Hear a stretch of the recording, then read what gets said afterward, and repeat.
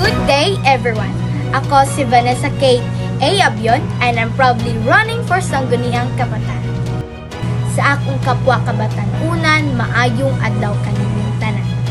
Today, I'm speaking here as not someone perfect, but I'm speaking here as someone who understands because I'm one of you.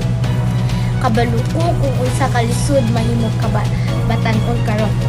Na ay pressure sa school, na ay problem sa balay, o usahay, dili ta paminawan. Pero kabalo mo sa akong nakita, dili ta husgan ta. Na ay potential ang mga kabatanunan karon. We just need someone who will bring our voice forward. That is why I choose to step up. If you give me a chance to serve, I will focus on what truly matters to us.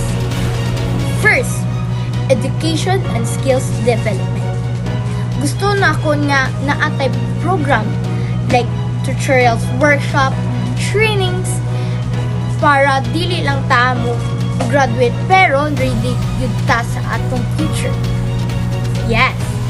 Second, mental health awareness. Of course, tinuod lang daghan sa atoa ang struggle in cycling. Dili tanan problema makita. I want to create safe space where we can talk, express, and support each other. Walay judgment. Third is inclusive youth program. Dili lang para sa pipila, kundi para sa tanan. Activities like sports event, talent showcase, o environmental project. Para maapil ang tanan o mas mahimog united ang kabatanunan. But more than the plans, this is what I offer you. A voice. Yes, tinog sa atong tanan. A voice that listen. A voice that understand. And a voice that will stand for you. To all of us. Dili ko perpekto, pero andam ko maminaw mo trabaho o mo serbisyo sa tinuod lang. Because leadership is not about being the best. It's about real, committed, and present. Yes. So today, I'm not just asking for your vote. Yes, I'm not. I'm asking for your trust. To trust of what you're looking.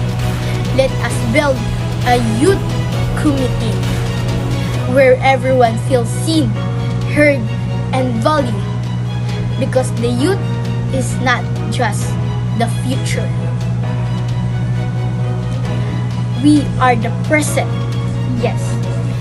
And we can create and change now. That is the youth. So daghan salamat. Ako di ay si Vanessa Kate Abion. I'm running for the position of Sangguniang Kabataan.